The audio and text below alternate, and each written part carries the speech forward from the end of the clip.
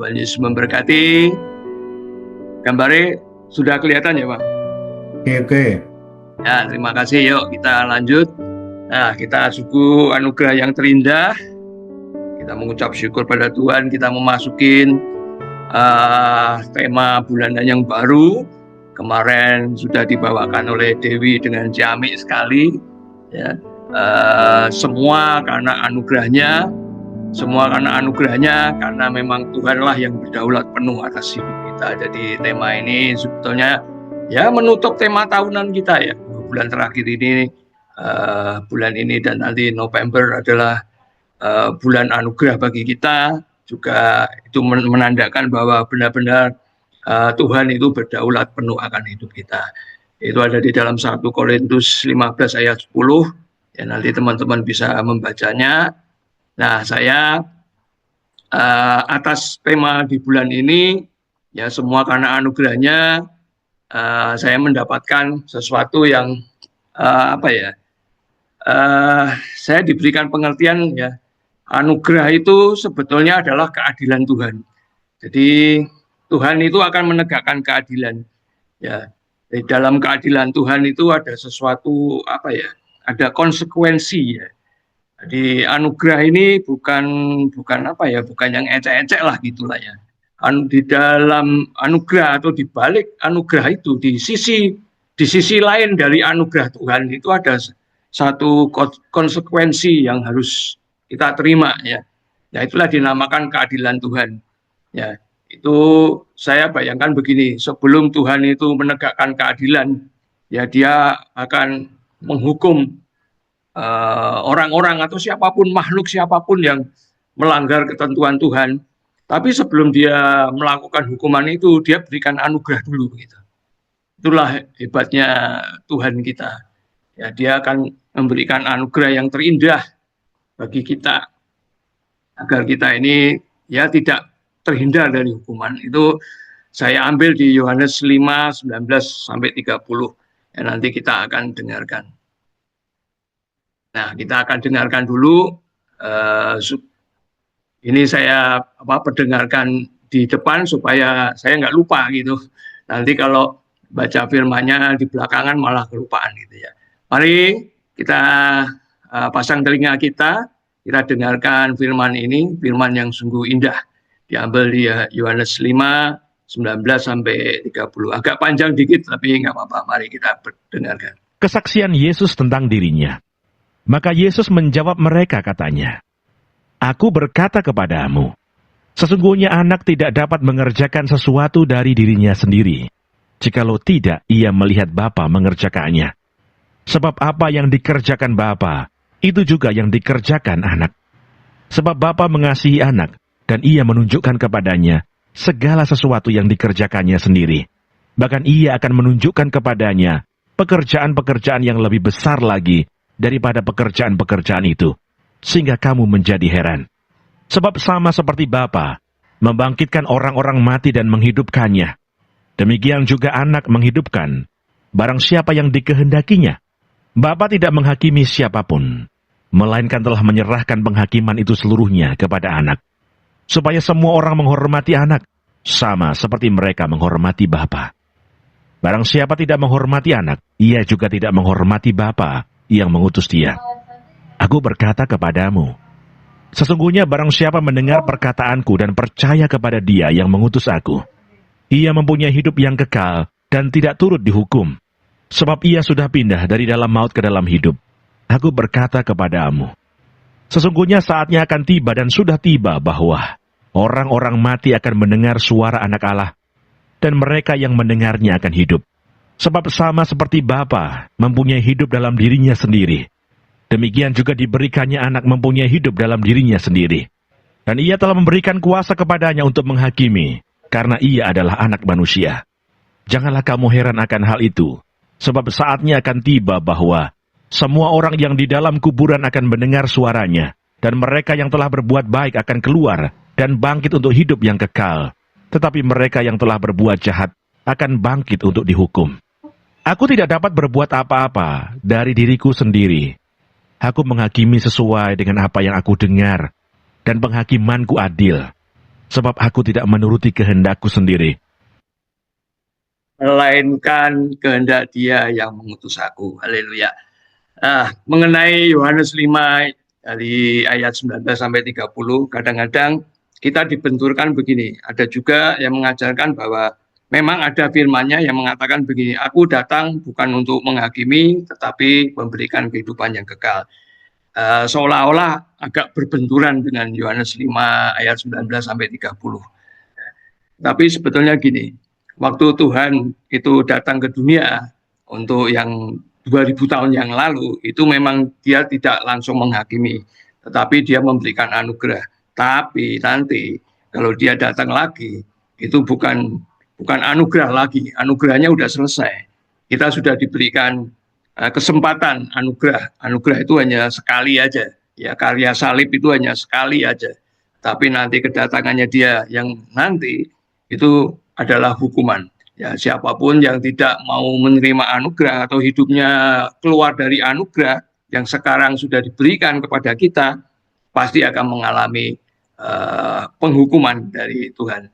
Bahkan bukan Tuhan sendiri yang menghukum, tapi kita pun bisa dilibatkan Tuhan untuk menghukum dunia. Ya, kalau Rasul Paulus pernah mengatakan di dalam surat di Korintus itu bahwa jangan salah loh, nanti kita ini juga ikut di dalam penghakiman dunia. Bahkan kita nggak menghakimi sesama manusia, bahkan malaikat aja kita menghakimi malaikat. Wah, luar biasa ya. Anak-anak Allah, kita ini sopo dijadikan mitranya Tuhan untuk menghakimi dunia. Hanya kita jangan sampai keluar dari anugerah Tuhan. Ini adalah kesempatan yang terakhir bagi kita, ya, hidup kita. Jangan terlalu nyaman lah hidup jangan seneng lah hidup di dunia ini. Maksud saya, ojo dikerasan-kerasan lah urip di dunia ini. Nah, saya mau memberikan ini, ada satu gambar ini sebetulnya apa ya? Saya nggak kenal langsung sama orangnya, tapi ada rasan-rasan lah gitu. Nah, kebetulan saya ada terlibat untuk memberikan masukan atau memberikan advice lah, apa ya istilahnya. Saya disuruh memberikan menilai lah itu benar atau enggak, tapi saya nggak menilai mana benar mana salah, karena memang saya nggak berkepentingan untuk yang ini. Jadi ada suatu gerejanya besar, pendetanya ya kaya raya, ya baru turun dari mobilnya yang baru, ya Lexus LM. Nah, ini ada salah satu pekerjanya itu menyambutnya dia, ya, wah Pak, ganti mobil baru ya gitu. Ya, mobil yang lama itu apa ya, Alphard kalau nggak salah, sekarang udah ganti Lexus LM gitu yang lebih mewah gitu. Nah, jawabannya pendeta ini katanya dengan nada yang agak ya mungkin agak sombong lah gitu. Ya ini anugerah pemberian dari Tuhan. Gitu.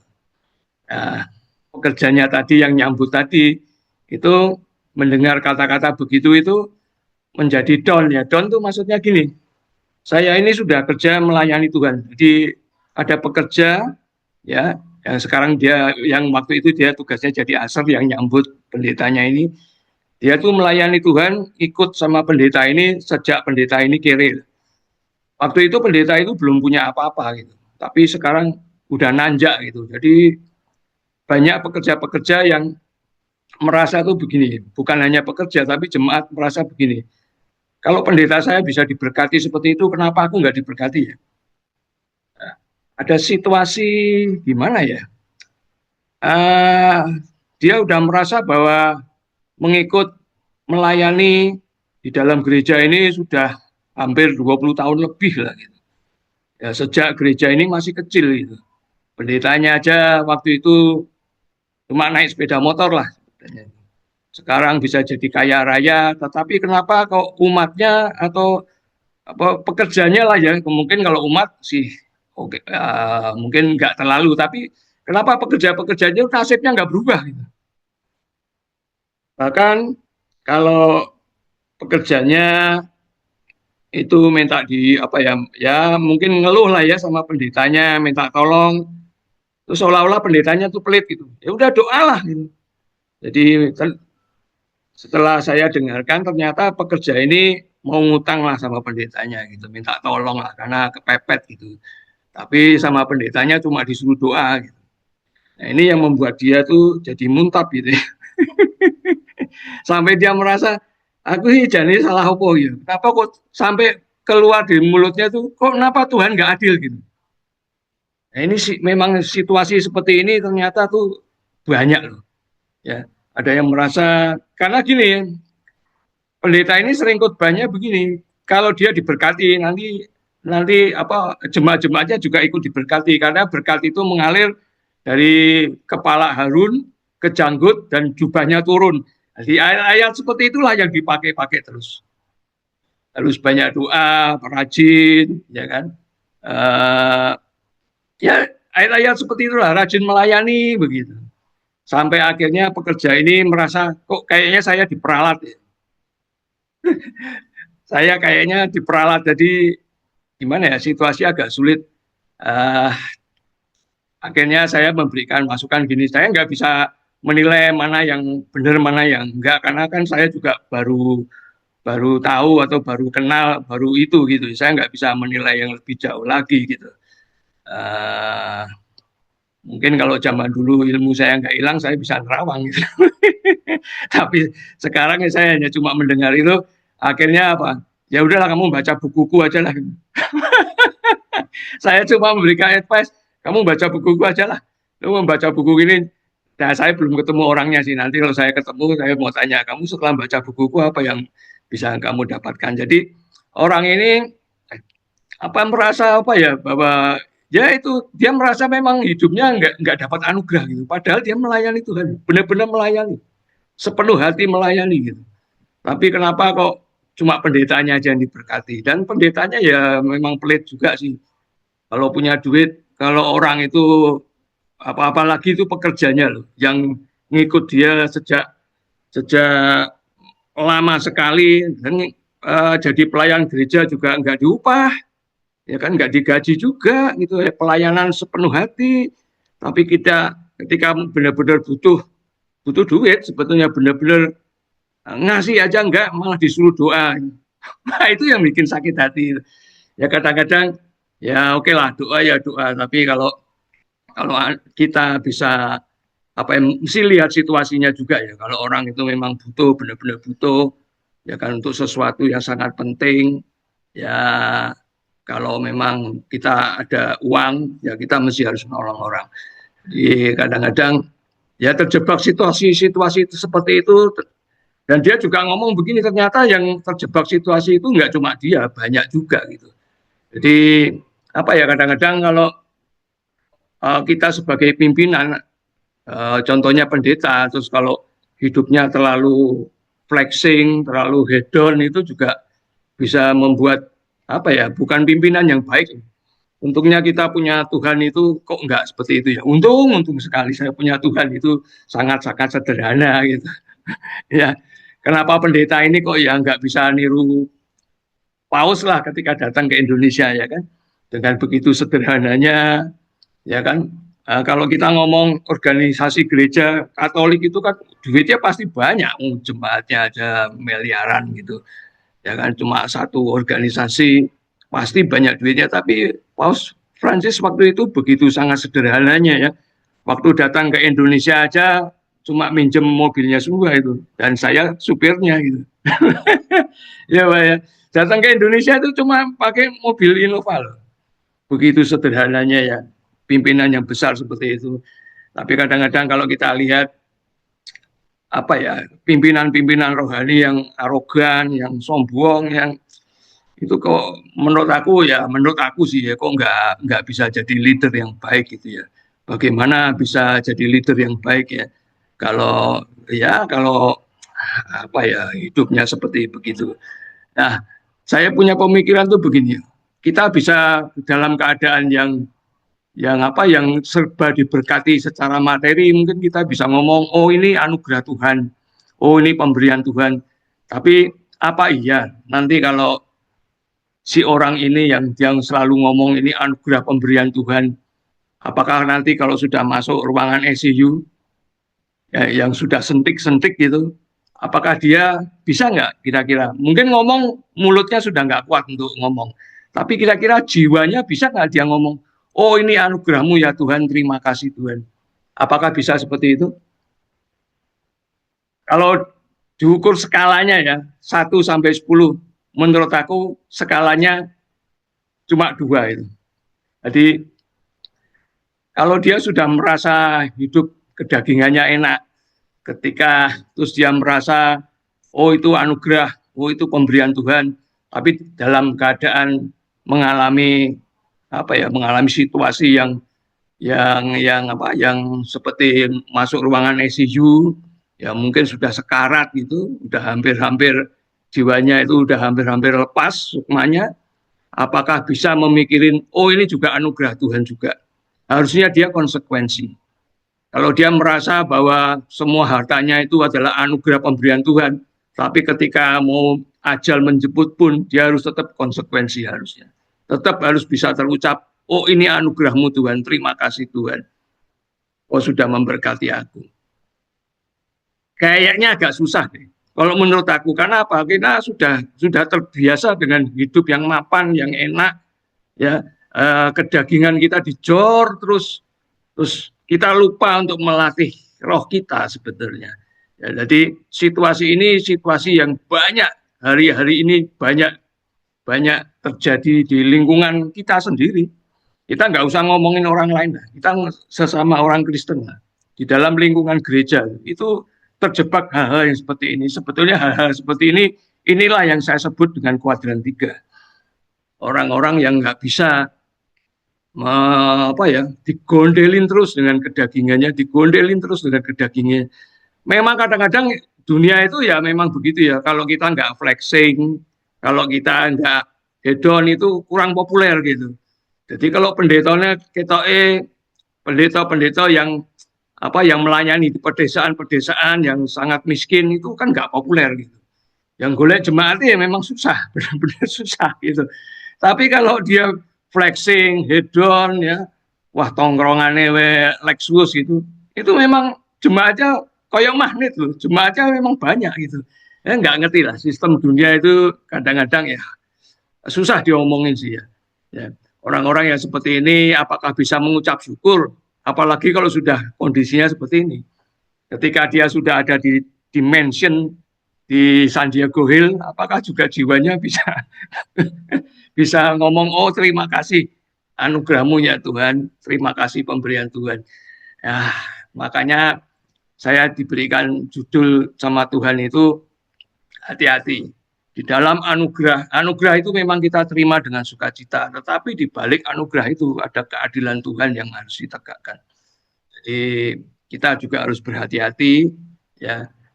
Tuhan itu nggak melihat secara fisik kita, apa yang kamu punya atau kegantengan kita, tapi Tuhan melihat hati. Itu persis ya tadi yang Kau Bambang saksikan, mirip dengan apa yang saya dapat. Jadi di balik anugerah, ya sekali lagi, di balik anugerah itu terletak keadilan Tuhan. Jadi kita mesti harus bersikap dengan hati kita. Ya anugerah itu bukan barang yang barang yang murahan lah begitu ya. Nah karena keadilan Tuhan itu pasti ditegakkan. Tuhan tidak melihat siapa kita, ya, besar kecil, mau muda, mau tua, mau sugih, mau miskin dan segala macam. Tuhan nggak melihat seperti itu. Tapi yang Tuhan lihat adalah hati kita. Tuhan melihat jiwa kita itu seperti apa. Ya, saya diberikan penglihatan itu begini di dalam Lukas 16 ayat 25 itu antara Lazarus yang meminta-minta ya dengan ada tuan yang kaya yang hidupnya berfoya-foya, pesta sana sini, ya, hedon lah, mungkin flexing lah kita. Terus tapi ada orang yang minta-minta namanya Lazarus, ya akhirnya Lazarus itu meninggal gitu, dan yang juragannya kaya ini juga meninggal. Tapi kita baca dulu deh di dalam Lukas 16 ayat 25. Nanti bisa juga baca di rumah yang kelanjutannya ya. Tetapi Abraham berkata, anak ingatlah bahwa engkau telah menerima segala yang baik sewaktu kamu hidup, sedangkan Lazarus segala yang buruk. Sekarang ia mendapat hiburan dan engkau sangat menderita. Jadi keadilan Tuhan itu selalu ada. Ya, keadilan Tuhan itu selalu ditegakkan. Ya, orang kalau hidupnya itu terlalu apa ya, terlalu mau menangnya sendiri lah. Kalau yang kemarin itu saya kan membawakan mengenai orang-orang yang mau menangnya sendiri sehingga menciptakan suatu situasi yang tidak adil. Jadi kalau tadi cerita mengenai kerja gereja yang merasa bahwa dia diperlakukan tidak adil gitu. Ya, tidak adil oleh situasi seperti itu. Sampai-sampai terucap kata-kata kok kayaknya Tuhan nggak adil gitu. Aku udah bersusah payah melayani dia puluhan tahun lah, 20 tahun lebih melayani, tapi hidupnya tuh seolah-olah nggak berubah-ubah gitu. Ya kekurangan terus gitu. Bahkan nggak cuma dia, yang lain-lainnya juga begitu. Ada jemaat-jemaatnya yang lain juga begitu. Tapi melihat pendetanya hidupnya foya-foya, hidupnya hedon gitu ya, itu ada situasi-situasi yang membuatnya menjadi tidak adil. Dan situasi ini memang ya kehidupan dunia itu seperti ini. Kita melihat hal-hal yang tidak adil, hal-hal yang apa ya, kadang-kadang orang itu bisa kelihatan rohani, tapi sebetulnya hidupnya itu jauh daripada Tuhan. Gitu.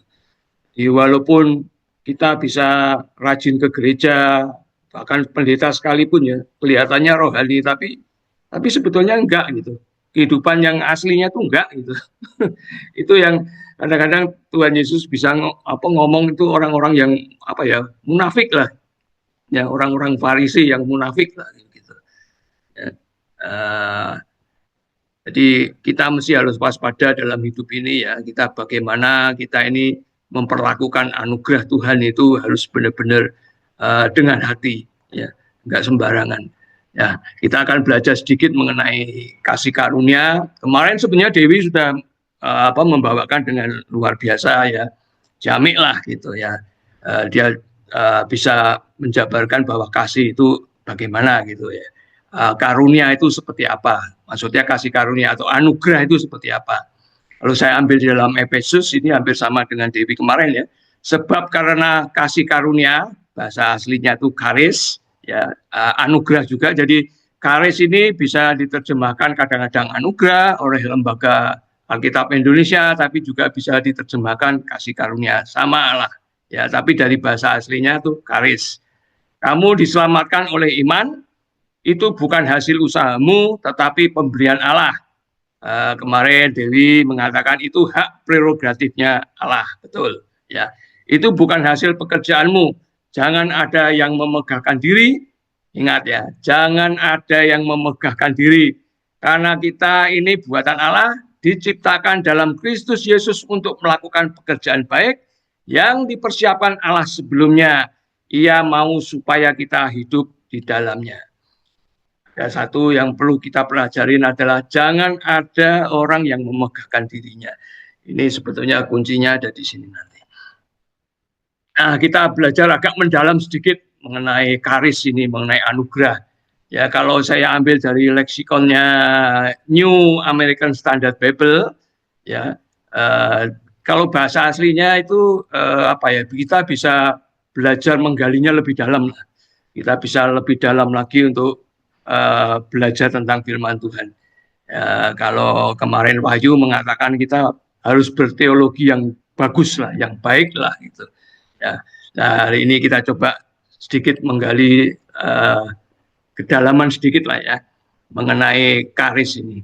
Jadi dikatakan di situ kariti sesus menoi dia pisteos doron theo. Jadi sebetulnya bahasa aslinya itu enggak panjang-panjang, tapi menerjemahkannya memang jadi kalimat yang panjang. Nah, di situ ada kata-kata kariti. Kariti itu diterjemahkan sebagai for by grace, hanya karena anugerah. Ya, grace bisa juga favor, bisa juga kasih karunia, samalah itu. Ya, tapi bahasa aslinya kariti. Dari bahasa kariti atau dari kata kariti ini, kalau di dalam bahasa Inggrisnya itu bisa charity. Ya, jadi ada kan organisasi-organisasi amal, charity, ya, ya itu memakai dari asal katanya itu dari charity, dari bahasa Yunani-nya charity, jadi bahasa Inggrisnya charity. Ya, nah, terus ada kata sesosmenoi. Sesosmenoi ini diterjemahkan oleh American Standard Bible menjadi you have been saved. Ya, sesosmenoi itu to save. To save itu artinya disimpan, disimpan, di keep sesuatu yang disimpan itu pasti barang yang berharga gitu. Ya, nggak mungkin barang yang ecek-ecek apa yang tidak berharga yang kita simpan gitu. Ya, ya contohnya deposito kita gitu kan. Atau harta-harta kita masukin ke deposit box gitu, sampai kita sewa deposit box, mas-masan kita, perhiasan kita simpan di situ, benar-benar di keep gitu, benar-benar disimpan, benar-benar dijaga lah, karena itu adalah barang yang berharga. Jadi kata-kata sesosmenoi itu untuk menyimpan untuk barang-barang yang berharga lah gitu. Ya, sesosmenoi. Terus ada kata diapisteos. Nah, kata-kata pisteos atau pistis diterjemahkan sebagai faith. Tapi pistis atau pisteos atau dari bahasa aslinya itu dari originnya itu peto, itu bisa juga digunakan untuk pengharapan. Jadi kata pistis itu nempel juga dengan pengharapan gitu. Jadi di sini diterjemahkan sebagai faith, iman, tapi sebetulnya pengharapan itu juga pistis gitu. Jadi kita menerima anugerah Tuhan itu selain iman kita juga sebenarnya itu hal memang harapan kita gitu. Jadi nggak terpisah dari pengharapan. Jadi kalau mau komplitnya ya kita menerima anugerah Tuhan itu itulah yang kita harapkan, kita menerima dengan iman dan pengharapan kita. Kalau di dalam buku saya yang saya tulis, iman pengharapan itu ya memang nempel gitu ya. Kita memiliki iman dan pengharapan itu sebetulnya adanya di jiwa kita gitu. Ya kan, pikiran sadar kita dan pikiran bawah sadar kita ya, antara itulah kecerdasan kita gitu. Jadi kita menerima anugerah ini benar-benar dengan iman, dengan pengharapan kita. Ya, ada jiwa kita ada terlibat di situ. Ya, jadi kita menerimanya lewat iman dan pengharapan. Terus ada kata satu lagi yang paling penting itu doron. Di situ diterjemahkan dengan the gift, pemberian ya, hadiah. Tapi doron ini ada sesuatu yang lain. Hadiahnya itu seperti apa ya? Ada pengorbanan gitu, sacrifice, ada korban gitu. Saya punya ilustrasi itu begini nih. Di dompet saya itu hanya ada uang 100.000. Itu satu-satunya uang saya, selembar 100.000. Tapi tiba-tiba saya tergerak, kasih uangmu itu kepada si A misalkan gitu ya. Nah, padahal dompet saya uangnya cuma satu aja, selembar aja 100.000. Tapi karena saya disuruh untuk memberi seseorang, Tuhan menyuruh lah gitu ya, ada gerakan hati saya untuk ngasih orang, itu saya kasih gitu. Setelah saya kasih, ya dompet saya kosong, nggak punya apa-apa. Ya. Atau Tuhan Yesus pernah mengatakan gini, ada janda miskin, ya, dia ngasih berapa peser uang gitu ya, tapi dia ngasih itu dari kekurangannya, apa dia kasih dari setelah mungkin dia ngasih uang, habis itu sudah janda itu sudah nggak punya lagi gitu. Jadi pemberian Tuhan itu walaupun dikatakan itu hadiah gitu, tapi itu ada pengorbanan gitu. Nggak main-main itu anugerah Tuhan itu, ada pengorbanan. Ya udah pasti kita tahu lah pengorbanan apa yang Tuhan lakukan itu. Ketika Bapak itu mengorbankan anaknya yang tunggal itu untuk keselamatan kita, itulah doron. Jadi ada sesuatu yang sangat dalam sekali. Jadi jangan main-main dengan anugerah Tuhan.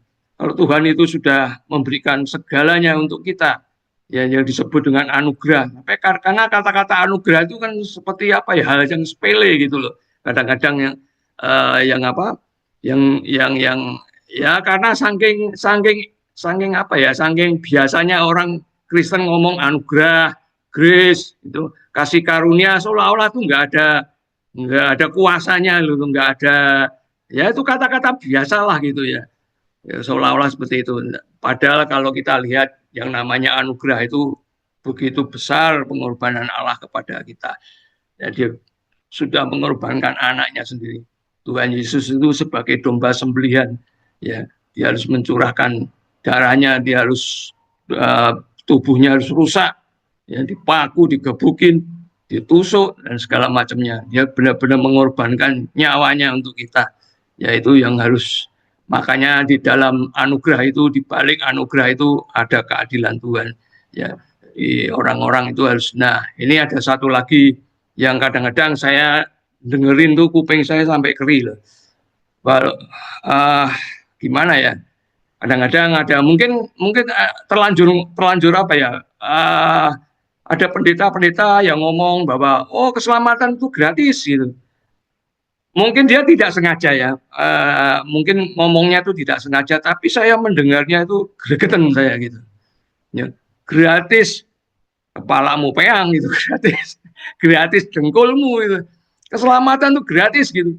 Asal kamu ngaku Yesus itu Tuhan, ya terus mau dibaptis, ya, tentunya jadi membernya gereja lah gitu. Rajin ibadah, tambahin lagi nih penyakitnya, rajin perpuluhan, ayo persembahannya, ya kan, rajin doa, baca firman, rajin melayani seperti tadi yang apa pekerja gereja yang lagi stres ya kan, rajin melayani ya, karena dia kena seolah-olah kayak kena manipulasi pendetanya gitu ya. Dimanfaatkan lah gitu. Ayo rajin melayani, cari jiwa-jiwa, dipenuhin tuh kursi-kursi, bla bla bla bla bla. Kamu pasti selamat. Waduh, ini agak susah ya saya mau ngomong gimana ya saya ngomongnya gini. Tapi itu membuat kuping saya keri loh. Kalau sampai ngomong keselamatan itu gratis ya. Anugerah Tuhan itu gratis itu, keselamatan gratis itu benar-benar bikin bikin apa ya, kuping saya tuh nggak bisa dengar loh kata-kata seperti itu ya, sampai kamu pasti selamat. Nah kemarin itu saya lihat di grup WA-nya yang besar yang di Semarang, kok nggak salah Anwa deh, Anwa itu membuat pleseran selamat tuh artinya selalu mumet gitu. Bener juga ya, saking murahnya anugerah itu ya kan, kita pasti selamat, selamat akhirnya jadi selalu mumet gitu. Kehidupan kita menjadi selalu mumet gitu. Kalau kita salah menangkap ya, salah salah salah mengimani anugerah Tuhan itu seperti apa gitu. Karena kan memang kata-kata selamat itu susah dicerna sih di dalam kehidupan kita. Ya, nah itu menyebabkan kita ini jadi annoying gitu. Ya gregetan, saya juga gregetan sih kalau ada orang yang ngomong kasih karunia itu gratis, keselamatan itu gratis. Ya, ya karena bukan usaha manusia, terus nggak tahu mungkin salah ngomong atau gimana, karena kebiasaan kita yang jadi annoying gitu ya. Kalau keselamatan itu gratis, anugerah itu Tuhan dari Tuhan itu gratis, itu membuat kita tuh jadi annoying. Nah kemarin juga Dewi sudah mengungkapkan ya bahwa anugerah itu sepertinya begini, ada upaya manusia untuk menggapai surga berbanding atau melawan upaya surga menggapai manusia. Tentunya kalau upaya manusia untuk menggapai surga, ora bakal iso. Nggak mungkin manusia itu bisa nyampe ke surga. Tapi kalau upaya surga untuk menggapai manusia, ya itu adalah hak prerogatifnya Allah. Itu pasti memungkinkan. Ya, karena anugerah itu mempunyai konsep. Kemarin sebenarnya Dewi sudah membawakan ini, saya review sedikit. Ya, anugerah itu mempunyai arti atau konsep dasar itu begini. Yang memberi tidak berkewajiban, Tuhan itu sebetulnya tidak berkewajiban untuk memberikan anugerahnya. Dan kita yang menerima tidak mempunyai hak. Kita tidak punya hak sama sekali sebetulnya atas anugerah Tuhan itu. Atas pengorbanan Tuhan yang luar biasa itu sebenarnya kita tidak mempunyai hak untuk menerimanya. Dan Tuhan juga tidak berkewajiban untuk menyelamatkan manusia, itu tidak berkewajiban. Ya. Namun, atas dasar kasih Tuhan itu memberi. Nah inilah makanya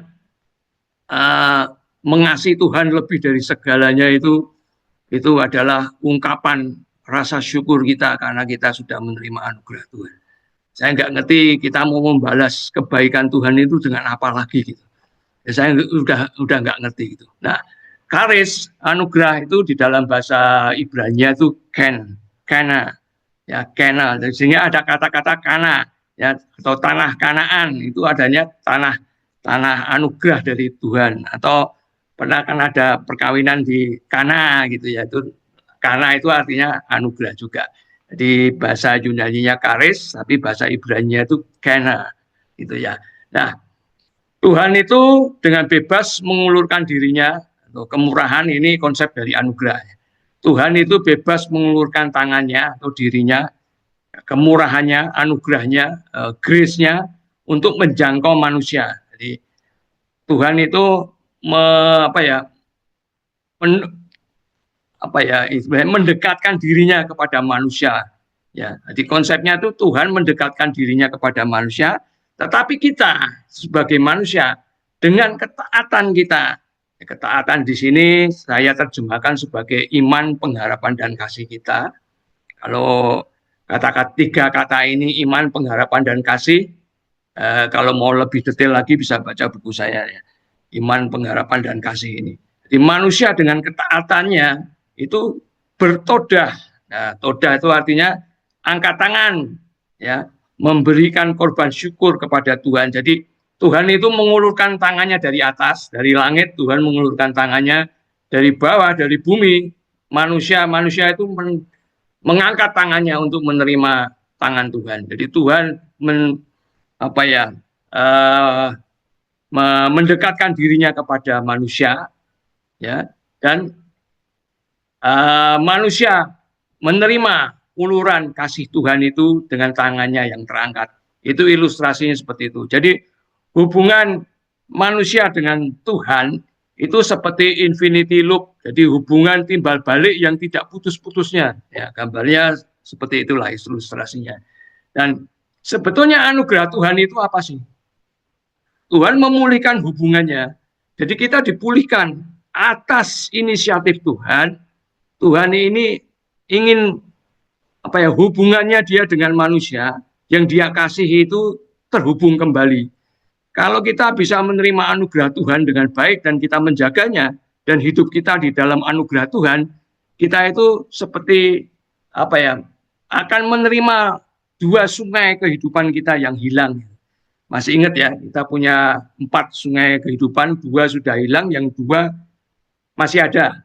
Ya, yang masih ada itu sungai hikmat dan sungai wahyu kita. Tetapi dengan adanya anugerah itu, kita akan dikembalikan sungai yang hilang itu. Yang hilang itu apa? Sungai hidup kita dan sungai abadi kita. Jadi life kita akan dikembalikan dan eternity kita akan dikembalikan oleh Tuhan. Makanya Injil kita disebut Injil keselamatan itu kan yang mengajarkan kebangkitan orang mati dan hidup yang kekal. Jadi sebetulnya Injil itu sangat simpel sekali, dia hanya mengajarkan kebangkitan orang mati dan hidup yang kekal. Ya, kita dikembalikan hidup kita dan keabadian hidup kita juga dikembalikan. Lewat apa? Lewat karisnya Tuhan, lewat anugerahnya Tuhan, lewat kasih karunia Tuhan. Jadi malam hari ini kita cukup belajar sangat dalam sekali ya. Nah, di dalam kasih karunia atau di dalam anugerah itu ada hukum. Ya, karena hukum itu adalah ketentuan ketetapan. Segala sesuatu itu ada sistemnya, segala sesuatu itu ada aturannya. Nah, hukum Tuhan itu disebut dengan Torah.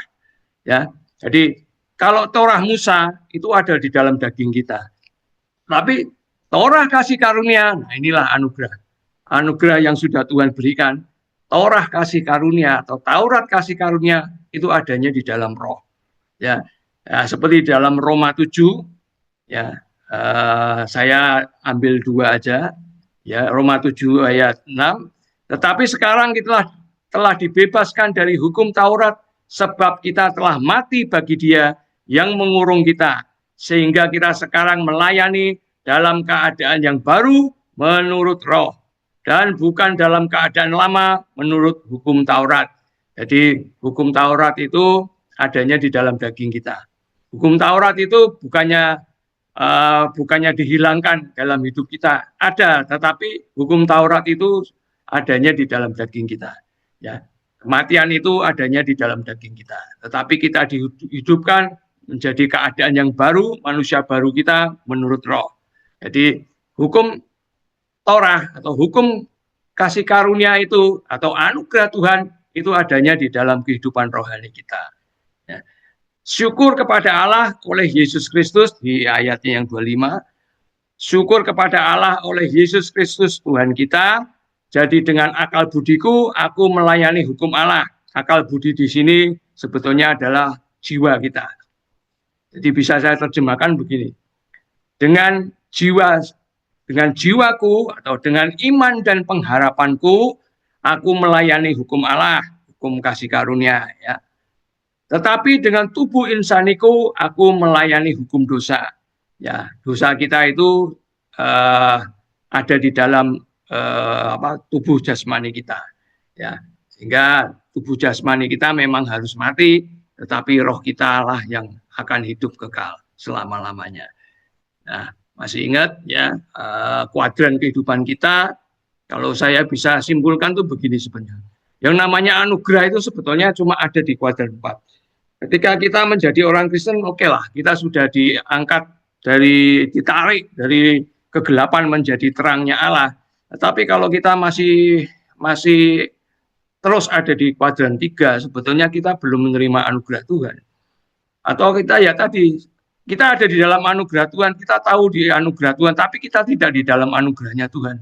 Ini yang paling bahaya nih. Ini paling bahaya dalam kehidupan kekristenan, itu paling bahaya seperti itu. Sebenarnya dia sudah tahu ada anugerah Tuhan, tapi dia tidak mau ambil bagian di dalam anugerah Tuhan. Jadi karena ya tadi ya, seperti kata-kata keselamatan itu gratis, gitu. Gampang kayak gitu loh. Ya. Orang-orang Kristen itu kadang-kadang terlalu gampang kayak gitu.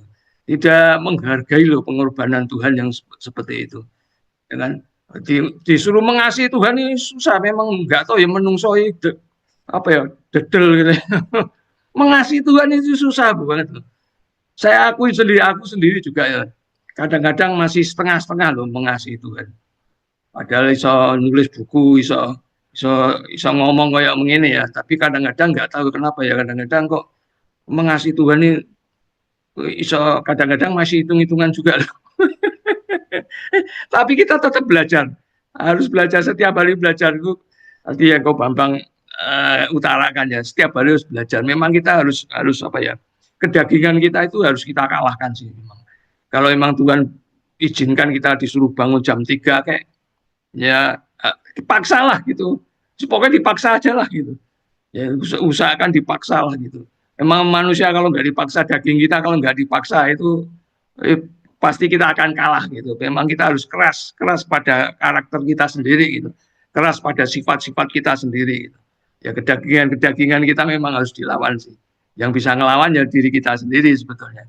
Sehingga kita tuh bisa tahu anugerah kita. Sehingga kita bisa hidup di dalam kuadran 4. Karena kalau kita nggak hidup di dalam kuadran 4, kalau kita tidak ada di dalam kerajaan Allah, ya kerajaan Allah itu nggak bisa datang setiap hari kepada kita, yang memberikan makanan kita secukupnya, ya kita akan mental itu dari anugerah. Dan kita pasti kena hukuman. Kita selalu, karena keadilan Tuhan itu selalu ditegakkan.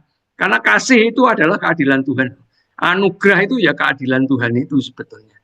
Cara Tuhan mengungkapkan keadilan itu dengan kasihnya, dengan anugerahnya. Jadi inilah yang nanti akan kita bahas sedikit ya. Ini mungkin ada waktu sedikit akan saya bahas ya, mengenai perjanjian. Jadi kan kita lihat ada 2 perjanjian. Perjanjian lama itu sebelum Tuhan Yesus datang, dan ketika Tuhan Yesus datang itu disebut dengan perjanjian baru. Perjanjian sendiri itu kalau saya ambil di kamusnya, apa yang dimaksud dengan perjanjian itu adalah kesepakatan, ya. Kesepakatan 2 pihak atau lebih bersepakat untuk saling mentaati apa yang tertera dalam persetujuan bersama. Jadi sebetulnya ketika kita ada di dalam perjanjian baru itu kita saling bersepakat. Kita bersepakat dengan siapa? Sebetulnya kita bersepakat dengan Tuhan. Gitu. Jadi waktu kita menerima anugerah itu sebetulnya kita lagi bersepakat. Ya, bersepakat untuk mentaati di dalam perjanjian baru, di dalam anugerahnya Tuhan itu. Apa sebetulnya anugerah Tuhan itu? Ya, ada apa di balik anugerah Tuhan yang harus kita sepakati, harus kita taati sehingga kita ada di dalam anugerah Tuhan, bukan mental gitu ya, bukan di luar anugerah Tuhan, tapi kita ada di dalam Tuhan, di dalam anugerahnya. Nah, kita lanjut. Nah, itu kalau saya menyebutnya sebagai perjanjian darah. Siapa yang sudah nonton Gereja Setan filmnya? Ya, perjanjian darah itu juga ditiru oleh dunia kegelapannya. Perjanjian darah itu sebetulnya Tuhan loh, sebetulnya itu firman Tuhan. Perjanjian darah itu memang Tuhan sendiri yang melakukan perjanjian darah. Ya, tetapi bisa dipakai oleh kegelapan juga. Dia niru-niru juga kan. Memang iblis itu sukanya mengopi gitu. Mengopi paste dari firman Tuhan tapi dibalik-balik gitu. Nah, mengenai perjanjian darah atau saya nyebutnya juga hutang darah, itu kalau di buku saya yang pertama itu saya kasih di bab 1 karena itu apa kuncinya sebetulnya. Kuncinya untuk kita menerima anugerah Tuhan itu kita harus pahami itu. Di situ ada hutang darah kita. Kita ada hutang nyawa itu. Kita ada masuk di dalam perjanjian darah. Jadi saya kalau memahami anugerah Tuhan itu perjanjian darah. Blood covenant ya. Seperti di dalam Keluaran 24 ayat 8 ini zamannya Musa. Kemudian Musa mengambil darah itu dan menyiramkannya pada bangsa itu serta berkata, inilah darah perjanjian yang diadakan Tuhan dengan kamu berdasarkan segala firman ini. Nah, inilah yang tadi juga siapa kok Bambang juga udah ngomong seperti ini ya. Ya mengenai perjanjian darah ya.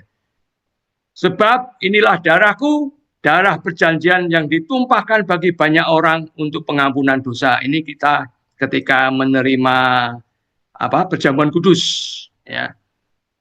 Di dalam Markus 14 ayat 24 ya hampir sama sih.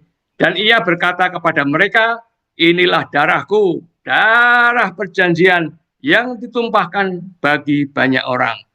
Di dalam Lukas juga ada, Lukas 22 ayat 20. Demikian juga dibuatnya dengan cawan sesudah makan. Ia berkata, cawan ini adalah perjanjian baru oleh darahku yang ditumpahkan bagi kamu. Saya nggak tahu kalau saya membuat kuesioner gitu ya. Jemaat Tuhan, 100 lah jemaat Tuhan yang ada di gereja. Kamu tahu nggak nih maksudnya apa? Hampir 90% orang nggak ngerti. Apa ini maksudnya ini? Janjian darah ini apa nih maksudnya?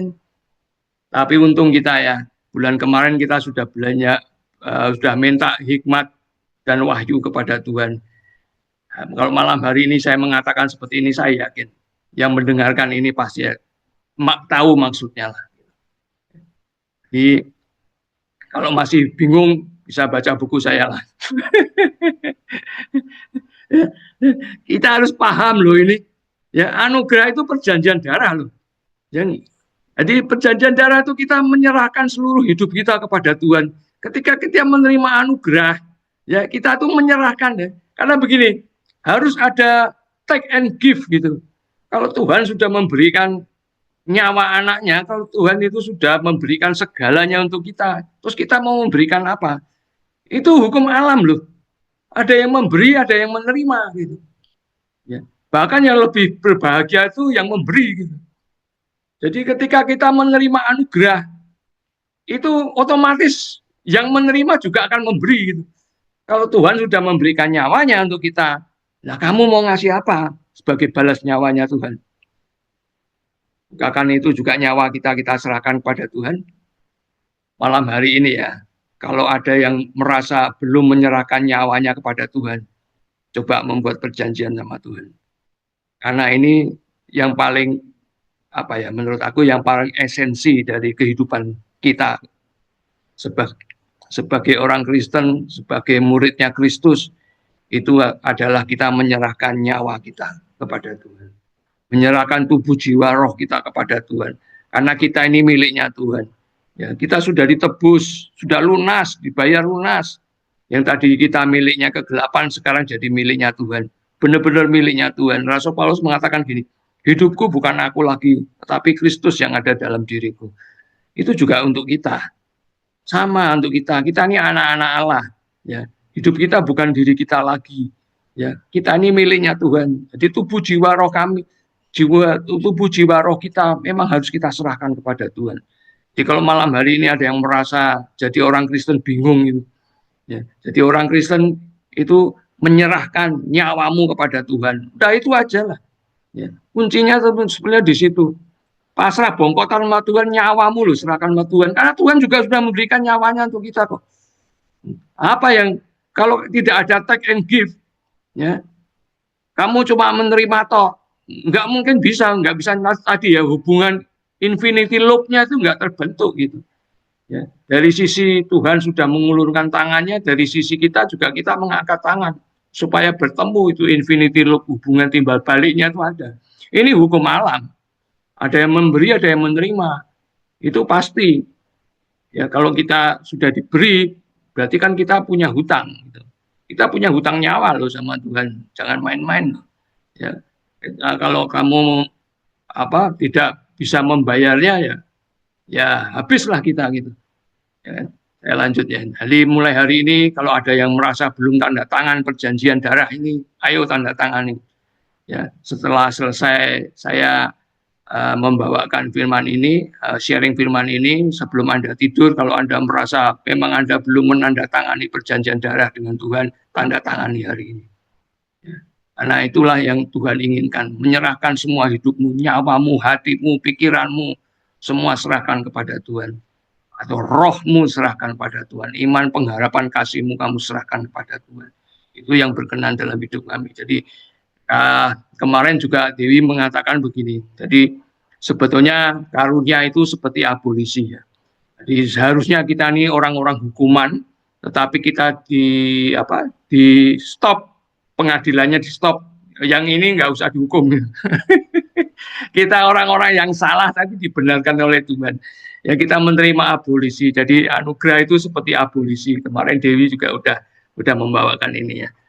Jadi karena dialah damai sejahtera kita yang telah mempersatukan dua pihak, ya, merubuhkan tembok pemisah yaitu perseteruan. Tadinya kita itu jadi seterunya Tuhan, tapi kita sudah didamaikan oleh darah Kristus. Sebab dengan matinya sebagai manusia, maksudnya Tuhan Yesus, ia telah membatalkan hukum Taurat untuk kita. Dengan segala perintah dan ketentuannya untuk menciptakan keduanya menjadi satu manusia di dalam dirinya dan dengan itu mengadakan damai sejahtera. Dan untuk memperdamaikan keduanya di dalam satu tubuh dengan Allah oleh salib dengan melenyapkan persatuan pada salib itu. Jadi kita sudah didamaikan oleh Tuhan, kita menerima anugerah Tuhan. Malam hari ini kita bersuka cita ya karena hidup kita itu kita mendapatkan abolisi dari Tuhan ya. Ini saya loncatin aja. Jadi sejak kapan sih sebetulnya rencana keselamatan kita atau anugerah Tuhan? Sebenarnya sejak manusia itu jatuh ke dalam dosa di dalam Kejadian 3, tetapi di dalam Kejadian 3 ayat 15 Tuhanlah yang memulai pertama kali. Kalau bahasa teologisnya itu proto evangelion. Jadi kabar baik Injil yang pertama itu ada di dalam Kejadian 3 ayat 15 ketika Tuhan mengatakan bahwa nanti dalam keturunan perempuan itu ada benih ilahi yang untuk keselamatan kita. Ya, malam hari ini saya pikir karena waktunya sudah malam, ya nanti akan saya teruskan. Saya masih punya kesempatan satu lagi, nanti saya akan teruskan yang lebih dalam mengenai anugerah Tuhan, mengenai perjanjian darah, dan sekaligus saya akan membuat lebih detail lagi apa itu kuadran 4. Ya, karena ini juga sangat penting sekali karena hidup kita ini benar-benar kalau kita di luar anugerah Tuhan itu seperti telur di ujung tanduk. Ya, hidup manusia itu riskan sekali, ringkih sekali gitu. Ya. Jadi nanti akan saya bawakan di kesempatan yang sekali lagi, mudah-mudahan saya bisa menuntaskan, bisa diterima. Ya, mungkin malam hari ini cukup ini aja dulu karena waktunya sudah habis. Ya, Tuhan Yesus memberkati. Kalau tadi ada sesuatu yang tadi saya utarakan membuat Anda sekiranya belum paham, Anda bisa japri ke saya atau nanya ke saya secara pribadi boleh atau apa boleh gitu. Ya, karena itu saya apa ya, sangat senang sekali. Kadang-kadang begini ya, kalau saya sudah mendapatkan sesuatu dari Tuhan, dari Roh Kudus itu, Roh Kudus itu ngomongnya lebih cepat daripada ngomongan saya. Itu kadang-kadang yang membuat kesulitan dalam saya menulis buku juga sama itu. Roh Kudus sudah ngomongnya 10, baru saya nulisnya 2. Ya, kadang-kadang saya mengutarakan segala sesuatunya itu di pikiran saya udah banyak penuh dengan hal-hal yang harus diutarakan, tapi karena keterbatasan saya sebagai manusia ini, saya ngomongnya kadang-kadang mungkin bisa ditangkap jadi nggak jelas. Tapi saya yakinlah dengan Roh Kudus yang ada di hati kita masing-masing, dia akan membawa ke dalam jalannya untuk menemukan ya wahyu pencerahan-pencerahan itu. Saya pasti yakin semua dari kita akan mendapatkan pencerahan-pencerahan. Jadi intinya malam hari ini, anugerah itu bukan hal yang sepele, ya jangan digratis-gratisin gitu. Ya, jangan kamu anggap gratis, karena gratis itu barang rongsokan gitu. Wah, bahaya sekali kalau kita ya, padahal anugerah itu luar biasa. Itu Tuhan Yesus mengatakan jangan mengasihkan mutiara kepada babi. Nah, kita jangan jadi babi gitu. Ya, ada mutiara yang dikasih ke babi, jadi nggak ada artinya. Anugerah itu benar-benar titik awal kehidupan kita. Jadi anugerah itu titik awal dari kehidupan kita. Ya, karena harusnya kita mati, kita jadi hidup. Itu aja malam hari ini. Tuhan Yesus memberkati. Sebentar, mari saya tutup dengan doa. Mari kita berdoa untuk sharing firman Tuhan malam hari ini. Terima kasih Tuhan, firman-Mu sudah hamba-Mu seberangkan. Di antara kami boleh ada hidup kami bawa di dalam anugerah-Mu setiap hari ya Tuhan. Engkau selalu memperbarui kami oleh karena kasih karunia-Mu, oleh karena anugerah-Mu Tuhan. Malam hari ini kami mengucap syukur, kami boleh mengenal anugerah Tuhan yang luar biasa dalam hidup kami. Untuk hari-hari kedepannya, untuk besok Tuhan, kami percaya anugerah-Mu itu tetap ada dalam hidup kami. Kami dibawa masuk di dalam hadirat-Mu setiap hari, di dalam anugerah-Mu. Terima kasih Tuhan, di dalam nama Yesus Kristus. Amin. Yohanes pasal 3. Percakapan dengan Nikodemus. Adalah seorang Farisi yang bernama Nikodemus, seorang pemimpin agama Yahudi. Ia datang pada waktu malam kepada Yesus dan berkata, "Rabi, kami tahu bahwa engkau datang sebagai guru yang diutus Allah, sebab tidak ada seorang pun yang dapat mengadakan tanda-tanda yang engkau adakan itu, jika Allah tidak menyertainya." Yesus menjawab katanya, "Aku berkata kepadamu, sesungguhnya jika seorang tidak dilahirkan kembali, ia tidak dapat melihat kerajaan Allah." Kata Nikodemus kepadanya, "Bagaimanakah mungkin seorang dilahirkan kalau ia sudah tua? Dapatkah ia masuk kembali ke dalam rahim ibunya dan dilahirkan lagi?" Jawab Yesus, "Aku berkata kepadamu, sesungguhnya jika seorang tidak dilahirkan dari air dan roh, ia tidak dapat masuk ke dalam kerajaan Allah."